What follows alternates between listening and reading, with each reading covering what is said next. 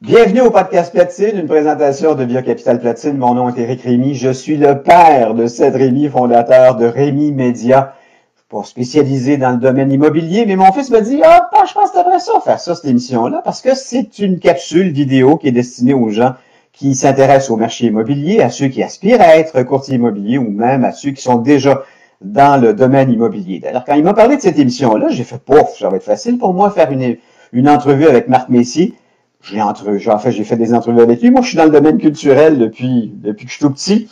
Mais finalement, c'était pas Marc Messier, c'était Messier et Marthe, un duo de courtiers immobiliers de Via Capital Platine qui sont dans la région de la vallée du Richelieu. Messieurs, bienvenue au podcast Platine. Ben oui, toi, Marthe Messier.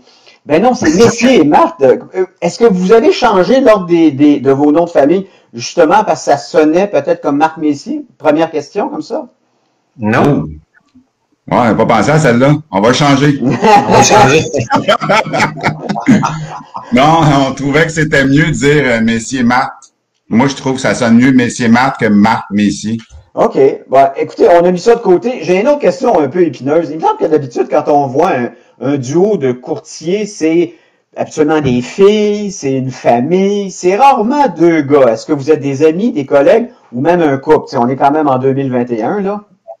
On n'a pas un couple, c'est sûr. Ça dépend des jours.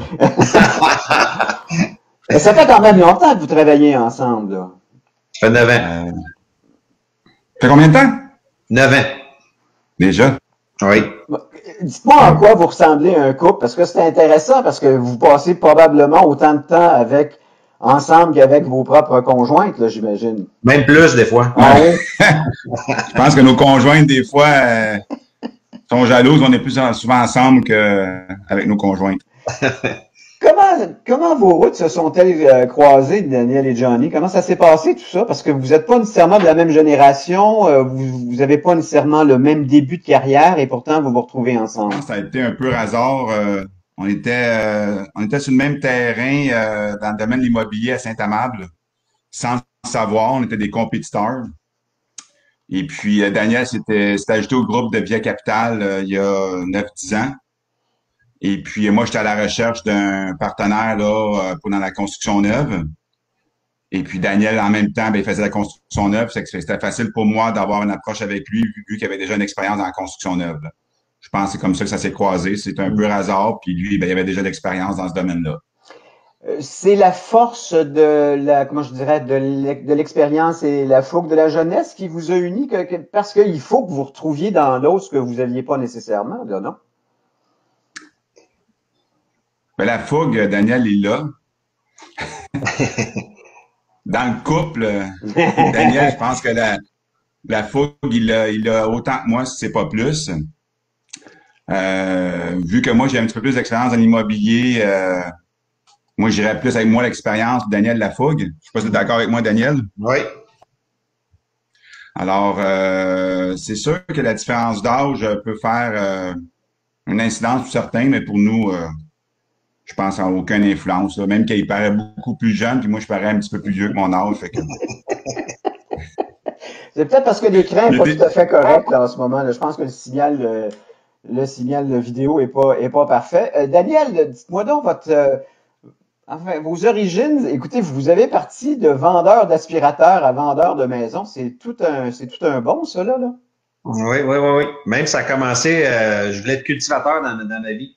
Je pensais être à mon compte, puis avoir ma ferme, puis avoir mes animaux. Puis en fin de compte, je me suis dirigé dans l'aspirateur, dans la vente du porte-à-porte. Et après ça, j'ai eu l'opportunité de travailler pour un contracteur dans la maison neuve.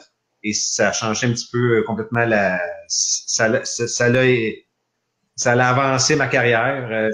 J'ai appris d'autres choses. J'ai rencontré beaucoup après ça, des courtiers, des architectes, et c'est vraiment c'est là que ça a parti, là. Daniel, je vais sûrement vous étonner, mais moi aussi, ma première job officielle, ça a été de vendre des aspirateurs. Que de rejets, de refus, de portes fermées au nez. C'est une dure école, là. Hein? Oui, c'est une dure école. Des noms, on a entendu beaucoup. OK. Donc, vous avez fait ça pendant combien d'années et pour quelle compagnie, au juste? Pour Filter Queen, j'ai fait ça 16 ans de temps. Johnny, toi, tes débuts dans le domaine c'est quoi? C'est la vente au détail? Tu vendais quoi au Oui. juste? Je vendais des espadrilles sportives, puis on appelle ça de la gainée dans le domaine du commerce au détail, là. Fait que du linge sportif, puis des espadrilles. Est-ce qu'on a Mais ça je en, travaillais là. est-ce qu'on a ça en soi d'être un vendeur ou on le développe? Hmm. Je pense qu'on a ça en soi. Oui. Oui. Qu'est-ce qui, Je pense que tu l'as ou tu l'as pas. et qu'est-ce qui fait qu'on est un bon vendeur? Parce qu'il faut quand même, peu importe la marchandise, il faut la vendre à quelqu'un. Moi, je pense qu'il faut être beaucoup à l'écoute des gens et trouver des solutions à ce qu'ils recherchent. Il faut vraiment être à l'écoute pour les aider et trouver du positif. Il faut trouver les points forts, pourquoi ils devraient avoir ce produit-là ou cette maison-là. Puis le moment où on décide d'aller comme courtier immobilier, c'est une évidence ou c'est un saut dans le vide? Daniel, d'abord? Moi, c'est de quoi c'était un rêve d'avoir. Ma première maison, c'était un rêve de l'avoir. Puis après ça, d'aider les gens à réaliser leur rêve. Moi, ça vient me chercher. Ça me rejoint beaucoup. Puis toi, Johnny? Moi, je pense que ça a été la route qui a amené là, tout simplement. Ça n'a jamais été dans un plan de carrière. Moi, je me voyais dans le commerce au détail longtemps. Et la route a amené que je me suis lancé dans l'immobilier. Puis évidemment, je ne le regrette pas aujourd'hui, hein. Il faut être passionné de l'immobilier, il faut aimer se promener dans une maison et voir toutes ses qualités et ses défauts. Est-ce que vous aviez déjà, je dirais peut-être un entraînement personnel? Est-ce que comment on fait justement? Parce que bon, oui, on décide d'aller là-dedans, mais ça nous prend une certaine expertise. Est-ce qu'on doit retourner à l'école pour apprendre ce métier-là? J'imagine que oui, là. Oui. Définitivement. Par contre, on apprend la base à l'école. Si vous voulez avoir mon opinion là-dessus, moi, je l'ai appris sur le terrain avec des collègues de travail au début. Je me rappelle, je m'avais été associé avec une courtière du bureau là, pour qu'elle puisse m'aider à faciliter l'approche. Parce que dans le domaine de la vente du commerce au détail, c'est vendre un besoin d'un client. Une paire d'espadrilles, c'est pas vendre un immeuble. Une espadrille, c'est un besoin à court terme, tandis qu'un immeuble, c'est un besoin à long terme, c'est plus un rêve. Alors, il y a des aspects légaux qui sont liés là-dedans. Fait qu'il faut que tu t'affilies avec un courtier d'expérience pour bien parchemer ta route là-dedans. Puis toi, Daniel? Moi, c'est ce que j'ai fait. Je me suis associé avec Johnny. Mais tu es retourné à l'école, non? Oui, je suis retourné à l'école à 45 ans. Fait que j'ai trouvé ça dur au début, à retourner avec des pads de livres à apprendre mais c'était le plus beau move que j'ai fait de ma vie. Pourquoi vous avez choisi la bannière Via Capital Platine plutôt qu'une autre? Moi, c'est bien simple. J'ai trouvé quand j'étais à l'école, toutes les bannières sont venues se représenter pour engager des nouveaux courtiers. Et la seule bannière, il y a des bannières qui n'avaient pas de gens qui étaient là pour les représenter. Via Capital, il était 12. Et je trouvais ça familial. Il y avait du fun. Fait que, c'était assez facile de faire mon choix. Puis dans la région, mais je regardais l'œil régional, puis il y a beaucoup de rubriques pour des courtiers qui faisaient, puis je lisais ça toutes les semaines pendant mon cours. Fait que ça m'a amené là, ça m'a amené à chez Via Capital. Donc c'est l'attrait de la bannière. Toi, Johnny? Très similaire. Moi, la bannière m'avait invité à participer à des opérations de courtage sans évidemment être impliqué. Dans le temps, on faisait des caravanes. Puis on embarquait dans une douzaine de chars, puis ils nous faisaient des visites de maison, des visites libres. Puis j'apprenais avec les commentaires des courtiers pendant ces caravanes-là. Et évidemment, la synergie du groupe m'a invité à aller dans ce groupe-là, là. C'est probablement la période la plus folle que vous avez connue depuis votre début de carrière. Comment est-ce que vous décririez un peu l'état du marché dans la vallée du Richelieu pour vous? Ben moi, j'ai trouvé que c'était un petit peu fou, mais je m'attendais un petit peu à ça avec le COVID, le confinement.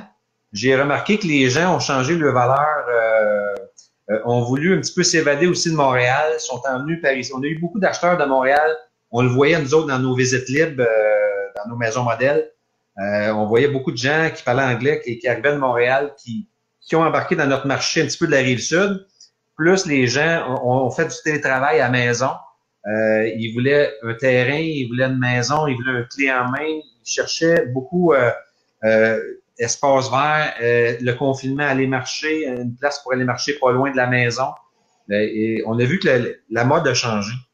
Les valeurs ont changé des gens. On est un peu dans le dernier droit. Quelle sorte de conseils ou de mise en garde vous pourriez donner aux premiers acheteurs, Johnny, entre autres? La première chose, c'est de s'affilier avec un courtier qui va les représenter pour leur trouver une propriété. Parce que le manque de temps va leur faire perdre une propriété peut-être qui était idéale à leurs besoins. Ça serait la première chose. Deuxième chose, je vous dirais de ne pas exclure toute condition normale qu'on a dans une promesse d'achat, comme l'inspection et la garantie légale. OK. Et qu'est-ce qui se vend le plus dans la vallée du Richelieu en ce moment? C'est quoi votre core business, si vous me permettez l'anglicisme? Moi, je dirais que les clés en main sont très recherchées présentement. Je remarque que les gens sont pas très manuels et recherchent beaucoup clés en main, terrassement fait, l'intérieur, cuisine refait, salle de bain refait. Ils regardent beaucoup clés en main, du neuf aussi, ils regardent ça beaucoup. Ils cherchent le moins d'entretien possible aussi là, pour s'évader, jouer au golf, marcher, avoir d'autres activités que l'entretien. Avez-vous une petite anecdote à me raconter, quelque chose qui vous est arrivé, qui serait drôle, qui se raconte, là, bien sûr, durant vos visites ou durant vos échanges avec des clients? Moi, j'en ai une. Vas-y. Ça fait longtemps.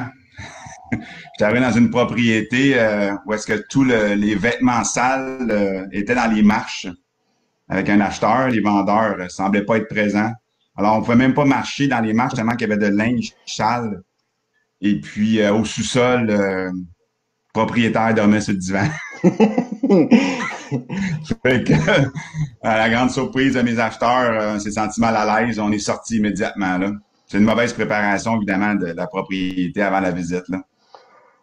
Fait qu'on voit de tout dans votre métier, n'est-ce pas? Ah, ouais. Je peux pas tout vous dire, là. Ouais, non, j'ai remarqué que c'était une soft, celle-là. Bon, ben j'espère que ça vous a donné le goût de faire appel à Messier et Marthe, donc Daniel Messier et Johnny Marthe, surtout pour la région de la vallée du Richelieu. Si vous êtes dans une autre région, n'hésitez pas à contacter un autre courtier immobilier, peut-être de la bannière Via Capital Platine. Si vous voulez avoir plus d'informations, n'hésitez pas à aller sur la page Facebook ou le compte Instagram. Messieurs, merci infiniment de vous être prêtés au jeu. Merci beaucoup. Merci à vous. Oui, c'est vrai. Attends, on va finir avec ça parce que, bon, Johnny, t'as un chandail du Canadien, c'est ça que je devine? Oui, aujourd'hui, je porte fièrement le joueur préféré de mon collègue Daniel. On fait tirer sur notre Facebook Messier Marthe, courtier immobilier, nos deux joueurs préférés, les chandails officiels Adidas. Alors aujourd'hui, j'ai voulu donner un indice de un des deux joueurs parce que sur Facebook, il faut qu'il devine le duo. Alors aujourd'hui, je porte...